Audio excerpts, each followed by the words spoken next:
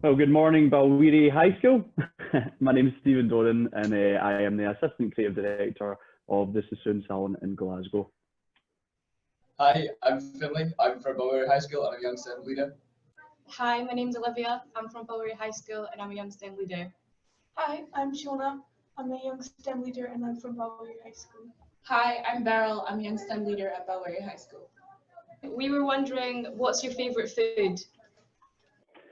Hi, Olivia. Thank you for your question. So what is my favourite food is probably the most difficult question I think you could ask anyone, because all food is incredible. I eat like a horse terribly. So I would say what is my favourite food would have to be maybe Asian style food. Now, I know you're obviously up in the north of Scotland, but if you ever come down to Glasgow, there's a restaurant called Kapow, which is just sensational. So small plates, Asian style, with a wee Scottish twist. Although seafood as well. Do you know what? Seafood as a category, it has to be seafood. But thanks for the question. Hi, Stephen. So we were wondering, who was your inspiration, or what inspired you to get into hairdressing? Thank you for your question, Finlay. So who was my inspiration, or what inspired me to get into hairdressing? So my route into hairdressing wasn't the most conventional of routes. When I finished school, stayed on till 6th year in school, and then I went to university and studied software engineering at Strathclyde University. Now, the reason why I went into software engineering was because I really enjoyed in computing class the whole creative aspect of sitting down with a blank screen, and then maybe 2 or 3 hours later, you've written code that has created this program, and you get this kind of sense of achievement. So when I went into computer science, that's kind of what I thought I wanted to do.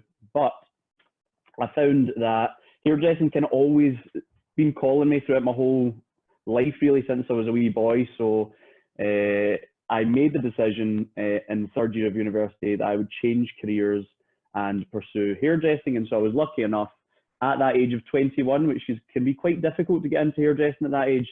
I was working in a restaurant, and through one of the chefs, he got me in touch with a hairdresser who worked around the corner from me, and he took me on, and so I got that push from him. So I would say my inspiration for starting my career was a guy called Jason Sinclair, who was my first ever boss in the hairdressing industry.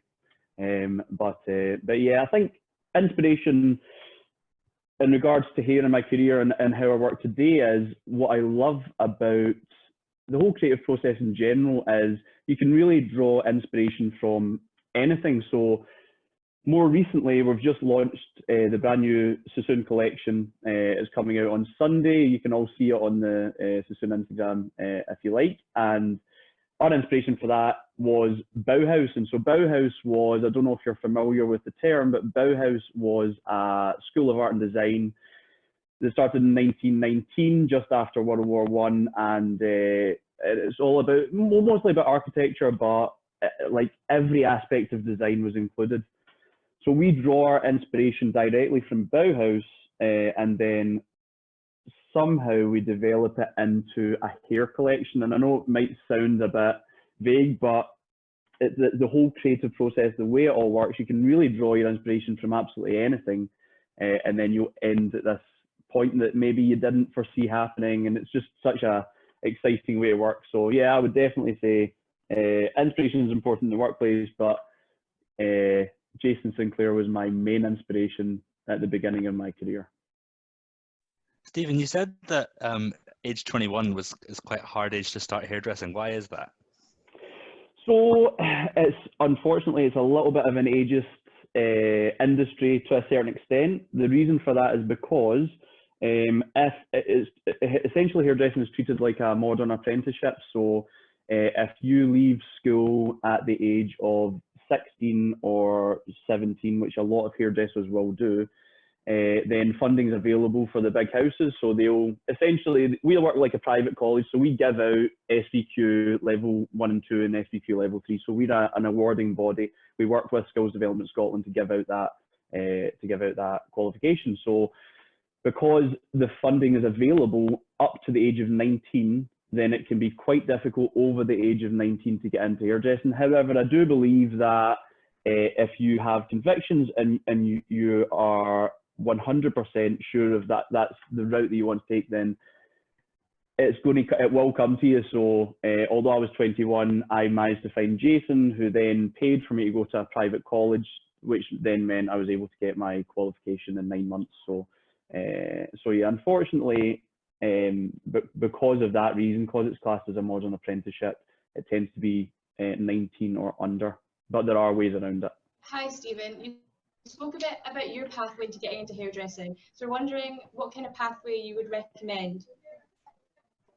Thank you for your question, Olivia. So what pathway would I recommend for getting into hairdressing? So first of all, I would say, I'm going to contradict myself a little bit here, because I know I said that maybe 16, 17 years old is the best age to get in. And if you're 100% sure of yourself at that age to get into it, then by all means, I'm sure there's a huge percentage of hairdressers will enter the industry at that age. However, what I would say is, one of my favourite aspects of hairdressing is the diversity of my clientele. So at working in the salon, so I have a clientele that's just so broad ranging, from artists, for the whole creative industry. Obviously, as we work in a creative industry, so I work with a lot of artists and designers and clients like that. But also you work with lots of business owners, you work with sportsmen, you work with just a hugely diverse range of people. And so I think that to have a really good general knowledge of lots of different things is such a good way of conversing with your clientele, and that's how you really start to get to know them, and it becomes a kind of a relationship really that you have with your client. So I would say education after school is so important, definitely. I'm glad that I went to university before I started hairdressing, because I felt like I definitely, although I didn't pursue that career, I felt like I matured a huge amount in university. And university is definitely, although it's not for everyone, I certainly enjoyed it. So university life is enjoyable. Obviously, we're currently in COVID times, which is quite an interesting time maybe to move into further education. However, what I would say is this COVID, everything that's happening with COVID, it's just such a massive thing worldwide. Like, there's not really been huge life events like this. Obviously, the World War I and World War II were big life events, but I'd classify this as possibly up there with the way that it's affected everyone. And so the main thing to take away is what happened after World War I and what happened after World War II, and what happened after all these big life events is there tends to be a huge drive in economy and a huge drive in education. So possibly this is the best time to get into further education, because you'll find, I hope anyway, that you'll find that the opportunities would be limitless when you then move into your career.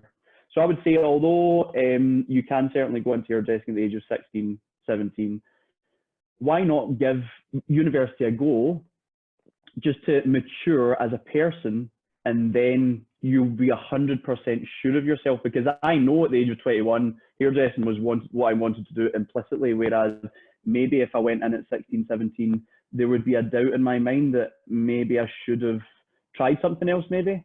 So I would say, just so long as you are doing something that you enjoy doing at that time, then hairdressing, you will find a way, definitely. But I will also say it's one of the best industries possible to work in. It's an amazing experience. Every day is a joy, really. For people who are unsure, where do you STEM in your everyday working life? Thank you very much, Shona, for your question about STEM. So for people that are unsure, where do I use STEM in my everyday working life? And I'm sure you're all thinking, hairdressing, how is STEM going to be appropriate in the hairdressing industry? So I'm going to try and explain a little bit about that. So obviously STEM, science, technology, engineering and maths.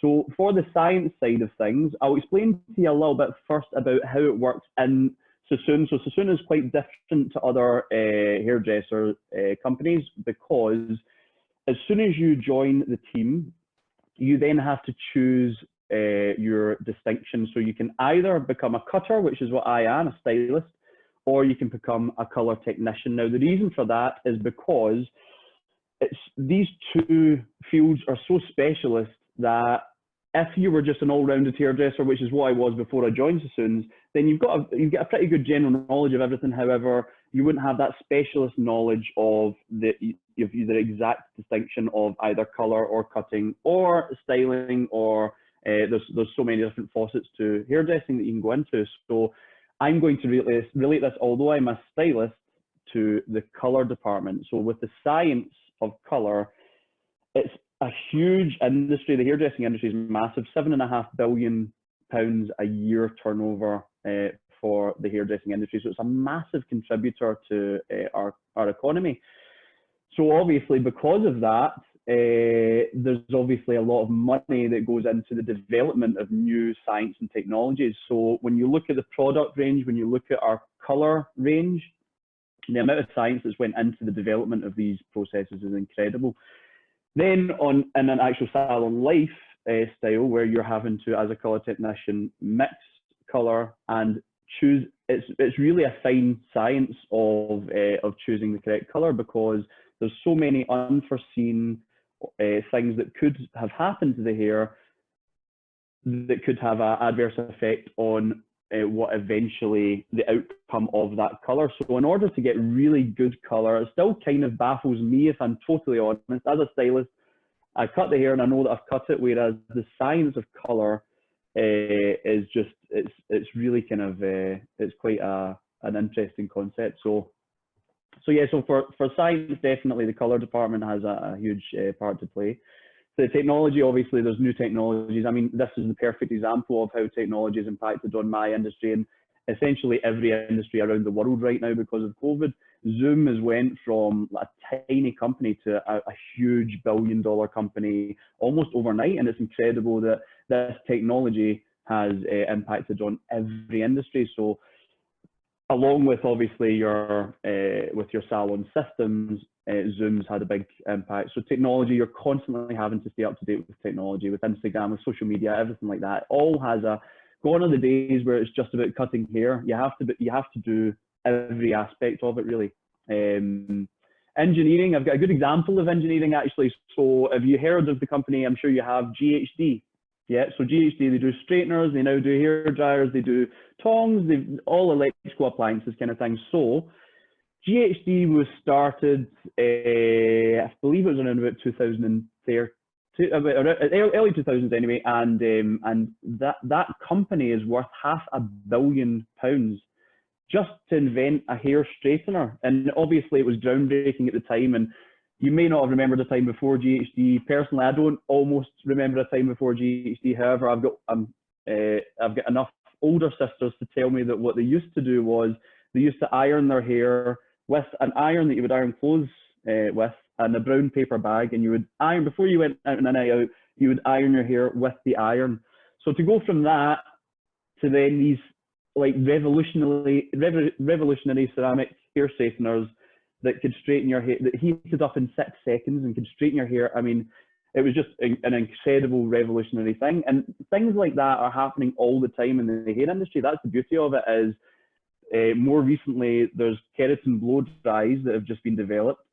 Literally within the last 10 years, we have started seeing these keratin blow dries, and they're just going to grow and grow and grow. So certainly engineering and science and development all play a huge part in the hairdressing industry. And finally, maths, which is probably the one aspect of STEM that you would think hairdressing would have nothing to do with, but I'm going to try and flip that and say that personally, it's possibly the aspect that has the most to do with hair for me anyway. And that is because as a stylist, I always found that my logical side of the brain was more dominant than my creative side of the brain. And I think going into hairdressing, feeling like that, you can feel a little bit out of your depth. But because I approach every haircut from a technical viewpoint, so it's all to do with angles, it's all to do with lines. I mean, you start off with a head of hair and you could do anything you want with it, really. And all about suitability, you're trying to create this image.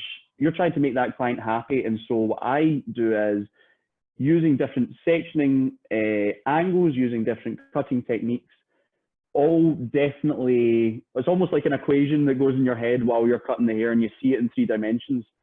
So the math part I actually find is the most relevant in the hairdressing industry, believe it or not. But thanks for your question. And I do talk a lot, I apologise. Take us through your creative process. How do you design a new hairstyle? How do STEM skills impact this? Hi, Belle. Thank you for your question. So the question about the creative process, which is such an important aspect of our industry, in particular Sassoons. So at Sassoons, we release, similar to big fashion houses like Yves Saint Laurent and all the big houses, we release a spring, summer, autumn, winter collection. We actually release 5 collections throughout the year. So we're always trying to be ahead of the game when it comes to what the future trends are going to be. So I'll take you through a little bit of the creative process of the newest collection, which is 2020.2. So as I mentioned earlier, we drew our inspiration directly from the Bauhaus School of Art and Design, which was this incredible school in Germany in 1919, founded. And it was all about simplicity in architecture and design. So we then draw our inspiration by collecting as much material as we can possibly find on that, on Bauhaus, reading as many books as possible, looking at as much as possible, and then you start to develop an idea, and then you would go from that, you would start to develop the creative process, which would be possibly starting with a mood board. So for those of you who are unaware of what a mood board is, essentially it's a creative board that can contain absolutely anything that you like. It can be textures, it can be colors, it can be your makeup, it can be architecture, it can be really anything. It can be food if you wanted to, and you're going to develop that idea creatively into essentially a final image look or a final collection. And so yeah, so the mood board is an integral part of that. Storyboards is an integral part of that. Communication. I think the thing about STEM is you've got your science, technology, engineering, and maths, but that second part of your title, Young STEM Leader, I think that's the most important part of the title, because being a good leader is all about communication, it's all about delegation, it's all about not feeling like you're number one, but actually working with the team instead. And so that's one of the best things about a creative process is, although you have creative control to a certain extent, the only reason that you've come up with what you've come up with is because it's a collaboration with the environment that you're in, with the people that you're surrounded by. So so I think definitely that leader part of your title is integral when it comes to the creative process or development process of anything that you do in life, really. Hi, Stephen. You spoke a bit about leadership in the last question there. So we were just wondering, which leadership skills would you find that are the most hardest to develop? Thank you very much for your question, Olivia. So what leadership qualities did I find the hardest to develop, or would I say the hardest to develop? I would personally say I do still sometimes struggle with delegation. I think delegation is almost initially maybe a bit of a dirty word, and you think delegation is just kind of like whatever you don't want to do, you give it to someone else. But that's not what it is at all. Delegation is all about giving people opportunities around you, giving people responsibilities around you, so they're going to grow as leaders as well. But also, if you try and take on everything, every aspect, then eventually you will become overwhelmed. Now, that doesn't mean that you don't have creative control of every aspect, but it means that you're able, an effective delegator means that you're never going to overwhelm yourself or the team around you, and you're going to give them responsibility, which is going to give them job satisfaction as well. So I would say the most difficult leadership quality personally I've found is delegation, because naturally you almost want to do everything yourself and you want to kind of have complete control, but when you do eventually delegate and learn good skills and techniques of how to delegate, then you realize that actually the whole process improves as a result.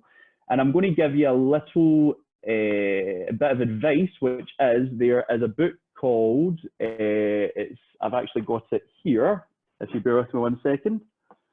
called The 7 Habits of Highly Effective People, which is a wee plug. I don't get any royalties, I promise.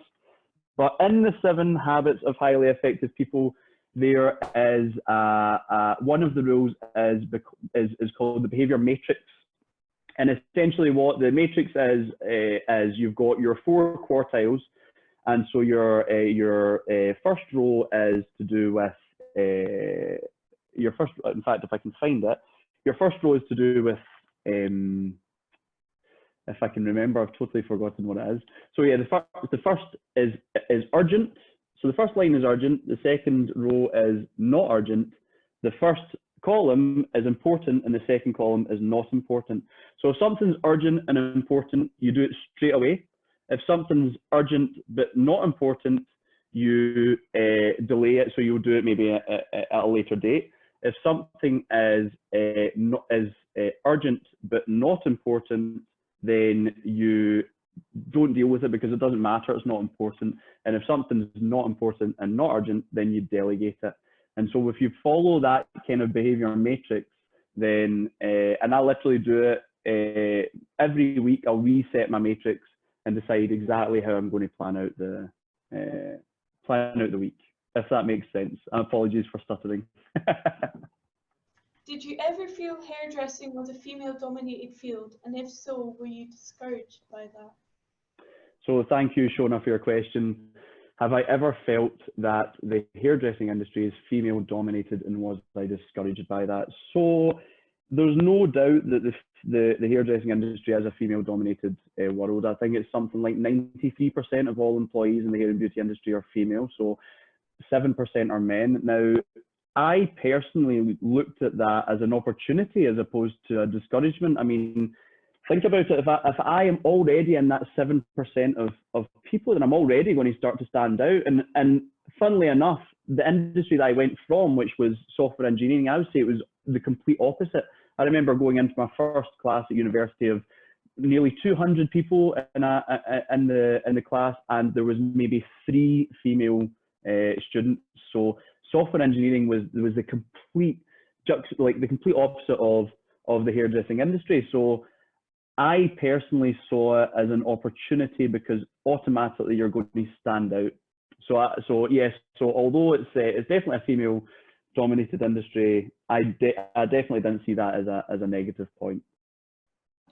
Do you do anything to challenge or change that misconception? So thank you, Shona. Do I do anything to challenge or change that? Do I do anything to challenge or change that? Absolutely. I mean, I think that I think that in the modern world that we live in, I don't know if it's just me personally, but I think that gender bias in the workplace is becoming something that's less and less, and I like to think that we're starting to balance things a little bit more. I mean, naturally, you're possibly going to always have some sort of imbalance, but I don't think of it as a disadvantage or an advantage. I would look at the person, because I mean, there's more than 2 genders now anyway, really. So I wouldn't look at the person as a gender. I'd look at the person as an individual, and I would really look to relate it to the Young STEM Leader program. I would really look in an interview. I look for leadership qualities. That's really what I'm looking for.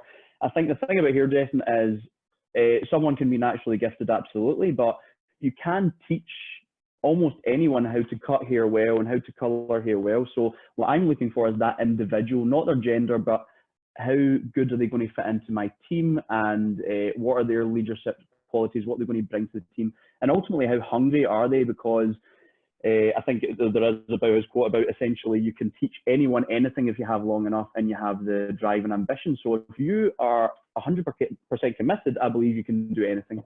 So regardless of gender, I think the leadership qualities overrides it. What do you do to inspire more people to get into hairdressing? Thank you for your question, Bill. So I think you said, what would I say to inspire more people to come into the hairdressing world? Just to cut out a little bit. Yep, cool, excellent. So what would I say to inspire people to come into the hairdressing world? I think that the beauty of the hair industry is there is so many different elements that you can go into. So I personally am a stylist, as I said to you before, assistant creative director in the salon. So I tend to do most of my time in the salon cutting clients' hair.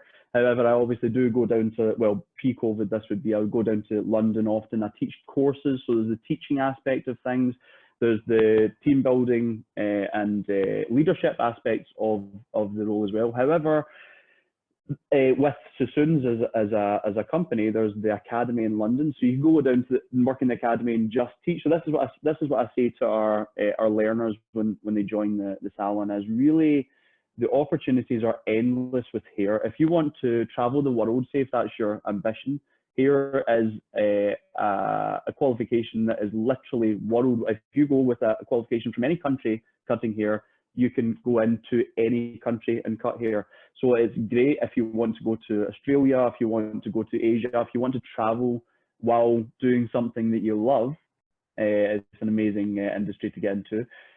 The styling and editorial aspects of it, working with models very often, working with celebrities often as well, working in huge, I mean, you're really part of this. The funny thing about hairdressing is you're kind of part of a big family, and that's what I love about it, is you have these larger than life characters in the hair industry that you almost are quite nervous to meet for the first time. Errol Douglas is one that springs to mind, and Mark Hayes, who's the creative director of the entire company. I mean, I remember the first time I met Mark, I was the most nervous, like I couldn't believe it. I was going to meet Mark Hayes, I couldn't believe it. And he is the most down-to-earth, approachable guy on the planet. And so these are people that are essentially, within our industry, huge celebrities. My boss, Shars Din, is like, people, you see people meeting him, and it's the way that I first met Mark Hayes, and I kind of, because I know him so well, it's like, it's just mad. So it's like a big family. Everyone looks out for one another. Everyone's working towards the same goal, which is essentially to improve the industry and be taken as seriously as possible. So I think that if you like working with people, if you feel you are creative or logical, it doesn't matter what side, but if you feel like you've got a hunger to make people feel good, is one of the best aspects of cutting hair. If you want to travel, if you want to work within a fantastic industry where everyone, I mean, I haven't met a bad hairdresser yet, really. I mean, everyone's just, sound is the word I would say. So yeah, I think it is a real inspiration. I mean, no 2 days are the same. And that's a massive reason why I decided to change career, because I felt like with software engineering, I would be sitting in front of a computer screen for 9 hours a day, debugging code, trying to write algorithms to reduce code from 200 lines to 5 lines, and I would just go crazy, I think. Whereas instead, I come into the salon, I never look at a computer screen unless we're doing this wonderful Zoom meeting, of course, and I get to speak to real people about real issues, and that's almost what it's become for me, is these incredible people that I would definitely say I now call my friends. I have 140 friends that come to visit me every month in the salon, and that's my favourite bit about the hair industry, I would say. Stephen, can I jump in and ask a question? You can, absolutely. I'm really interested in the fact that, because something I maybe didn't appreciate when I first met you is that all of the stuff you do in the salon, but you're also an educator as well. You go down to London and you teach hundreds of people in the academy. Can you tell? So is that a classroom? How many people are there? I've just got this idea of hundreds of trainee hairdressers and you're teaching them all. Can you tell us about the people that are there and what that's like? Absolutely, yes, definitely. Thank you for your question. So the teaching aspect of my profession. So there's an academy down in London that's right next to Buckingham Palace. It's at Buckingham Gate, and it is this incredible. I actually just learned recently that they built parts of the Titanic in this building. Right, it's the most incredible. I mean, you're right in the heart of London. It's amazing, and you go in, and there are, I think there's over 10, at least maybe 14 classrooms. I think there are. Every classroom you have a maximum of 16 students.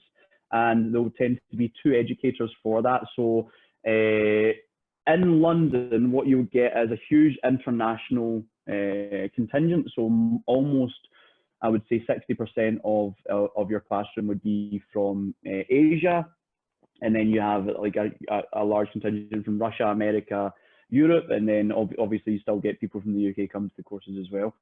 So it's quite an interesting thing because you can be working with translators while you are demoing the hair. But essentially, the structure of a school day would be starting off with a lecture or some sort of inspirational presentation. Then a demo is so important, so I'd be demonstrating a haircut, talking the students through exactly what I'm doing with relation to the Sassoon ethos, which is called ABC, suitability, and then you would take those students through their live model. Obviously, COVID has had a big impact on the education side of things, but this was all pre-COVID. So you would come in as a student, you're already a qualified hairdresser, you want to learn the Sassoon way of cutting hair, which is essentially probably the most prestigious accolade you can have is cutting hair the Sassoon way. I think that almost all British Hairdresser of the Year winners have at least done a course at Sassoon's, if not spent a lot of their career at Sassoon's. So it really does give you this incredible understanding of hair. It strips everything back into its simplest form, and I think that there's so many examples of if you make something look easy, you know that it's not easy. If something looks easy, you know it's probably impossible. So that's the whole Sassoon way, is you break it down so simply that you're really just dealing with these small the ABC line, graduation and layer. I mean, 3 fundamental principles that you can then develop into anything that you want. You can create any shape on any head using these 3 fundamental rules. So so the education side of thing is I'm a massive advocate of it. I think it's an incredible, and it was a massive part of getting into Sassoon's was because I knew that the education side of things was held in such high regards. Hi, Finlay. I was wondering, do you see like an art or more of a science, or just hair, or just a job? So thank you, Finlay, for your question. Do I see hair as more of an art or a science or just a job? I would definitely say it's an art form. I mean, I think that one of my favorite, I feel like everything's my favorite thing about hairdressing, but one of my favorite things about hairdressing is working with, there's essentially 3 fundamental hair types, and they are completely different right down to the molecular level. So you have Afro-Caribbean hair, you have European hair, and you have Asian hair.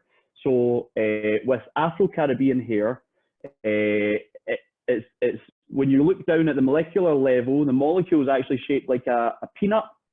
So what that means is, naturally with Afro-Caribbean hair, it's very fine hair strands that start to curl instantly, and it's very volatile, so it will curl like obviously so as tight as an afro is. European hair ranges from very curly to nearly very straight, and then Asian hair is completely straight, and that molecule is a perfect circle. So you get the peanut shape for Afro-Caribbean hair, you get the circle for Asian hair, and then European hair is an oval, so everything in between. And so you have the round shaped molecule is extremely thick and straight. So because you've got these 3 different hair types, it's not even just about cutting hair. It's not just learning about how to cut hair. You have to learn how to cut all 3 hair types. So my personal favorite type of hair to cut is Afro-Caribbean hair. And the reason for that is because it is almost like sculpting. And that's what I love about it, is you approach that shape as if you're sculpting a piece of clay. So I would definitely say that's when you feel the most artistic and the most creative, is working with Afro-Caribbean hair. But in general, yes, I would definitely say that. I'll give you a good example. So I cut a very famous artist called Christine Borland, who's incredible. You should check her out. She's absolutely amazing. And so I remember I've been cutting her hair for years, and she said to me, obviously when I found out that I was a little bit nervous cutting her hair because I knew she was a famous artist essentially, and I'm trying to create art in her head. And so she said to me after I cut her hair a couple of times, she said to me, I just don't know how you do what you do. It's like, it's just amazing. She's the kind of client that says, just do what you want. Just do whatever you want. I don't care. And so even at that as well, you're like, oh my God, right? So I've got a world famous artist telling me to do what I want. Like, what the hell am I going to do? So, so she said to me after a few years, she says, I don't know how you do what you do. It's incredible. Like the way that you work with hair, it's like an art form. And I thought, like a world famous artist has just said to me, she doesn't know how I do what I do. It was just the most rewarding thing I've ever, I mean, it was just incredible. So yeah, I would definitely say it's an art form, but it's kind of all of the above. It's a bit of everything. Every day is different. So one day you'll be doing the most creative haircut of your life, and one day you'll be learning the most deepest, darkest secret of someone that they've just decided to tell you because you're the kind of perfect stranger and also a good friend. So every day is so diverse, it's so different. So essentially my answer is not an answer at all because it's all correct. And then for the future of hairdressing, how would you think tech will change the profession? So thank you for your question, Finlay. So how do I think tech is going to change the profession? So I think that the hairdressing industry is a unique one because I don't see how technology is always going to improve hairdressing. We've spoken about the GHD straightener, we've spoken about keratin blow dries. I mean, when we do we've just got a new product range in called Orbe, where some of the ingredients of these products come from the bottom of the bottom of the ocean, kind of thing, like the Mariana Trench. There's these pearls that come from the Mariana Trench that are included in this shampoo bottle that you put in your hair. I mean, it's crazy. So I think technology is always going to move, and hairdressing will move with technology. But I think the beauty of the hair industry is it's kind of technology proof and recession proof. And this is in a world where everything's becoming automated, I think. I mean, Amazon are starting to deliver parcels with drones. Lorries are going to start, delivery services are going to essentially become automated, which is going to completely destroy the entire industry. I don't ever see how a robot could cut your hair. I just don't see how that could happen. You go to the hairdressers because you want to have a good experience. It's all about the experience. It's the service. It's everything. The haircut is obviously important, but it's the service. You want to feel good. You want to feel pampered. And the interesting thing about being a hairdresser is you almost don't experience that, because I've had my hair cut in my workplace for the last 15 years. So I don't get the head massage at the backwash. I don't get the seeing your stylist after 6 weeks. So I don't experience that kind of special relationship and special enjoyment that people get out of visiting a hairdresser. And I think that I just don't see how someone would go to a robot to get a haircut. Even if the technology somehow was created that you could do it, I still think people want that human interaction. And I think in a world where we are becoming so insular and people are working from home more, and technologies are meaning that you're conversing to your friends over social media rather than face to face, you still want to hang on to that, like one semblance of normality, and that would be visiting a hairdresser. So I think technology wise, it's always going to improve. We will find new technologies, new ways of developing different techniques, new ways of moving forward. But I think that there's always going to be a real desire for talented hairdressers. And also recession-wise as well, I mean, it's kind of a recession-proof industry as well, because everybody needs a haircut. So I think definitely technology will be at the forefront of moving forward in hairdressing, but it's never going to overcome. It's never going to do away with the need for hairdressers. Who's the most famous person you've met through work, and where did you meet them?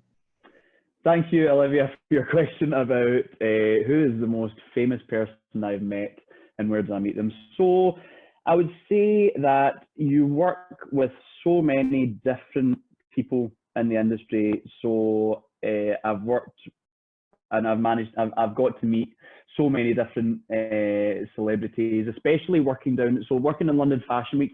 Going down to London Fashion Week was an ambition of mine since I first thought about doing hair. I always wanted to work at London Fashion Week, and so when I went down to London Fashion Week and I met some of the most incredible designers you could possibly imagine, and it's such a crazy environment as well, because you're in there, there's models everywhere. It's so high intensity, and and then you have the responsibility for doing a model's hair that is essentially going to then walk out in front of thousands of people.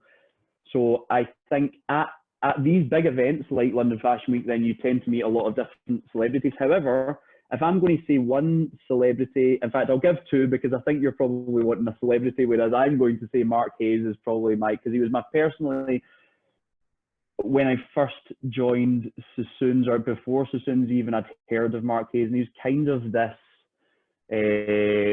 like fantasy creature that you didn't really know anything about, and I was, yeah, he was just this kind of, yeah, it was almost an idea rather than a person. So then when I met him for the first time, it was just this incredible to then build this relationship with him. As I mean, I would say that was probably my real kind of moment where I was like, pinch me kind of thing. But yes, with celebrities, I would say, do you watch Still Game? Yeah. So Yeah. Greg Hemphill and his wife Julie, they come in often, so see them all the time. I would say obviously the Christine Borland as an artist. I implore you to check out Christine Borland. She's just an incredible artist, and the work that she does is just amazing. There's a very talented up and coming photographer called Alex James, who I would definitely say you should check out. And yeah, footballers, Virgil van Dijk I've met, Paul Gascoigne, if you know who Paul Gascoigne is. He comes into the salon often. He's a character and a half. And yeah, so you kind of, I would also say that celebrity-wise, you do meet a lot of celebrities, but some of the most interesting and exciting people I've met are actually people behind the scenes. There's one of my kind of, I would like to call him a good friend, David Capaldi, who owns lots of different businesses around Glasgow and Scotland and the UK and worldwide, and Ollie Norman, who owns It Is On, and so many different bars and things around Scotland. So yeah, I think that my favourite, when you're working here, and I'm sure you've heard this before, it's so easy to go for, where have you been in your holidays, what do you do for a living, like monotonous rubbish, nonsense, hairdresser chat. And I hate, if there's one thing I hate, it's hairdressers chat. So I avoid those questions like the plague. So I don't know, I never find out what they do ever. And then naturally it comes out, but I would rather it was an organic process rather than, what do you do for a living? And then I'm focusing on that. I want to focus on the individual. So yeah, I would say you meet a lot of different people from so many different diverse backgrounds, so many inspirational people for so many different reasons.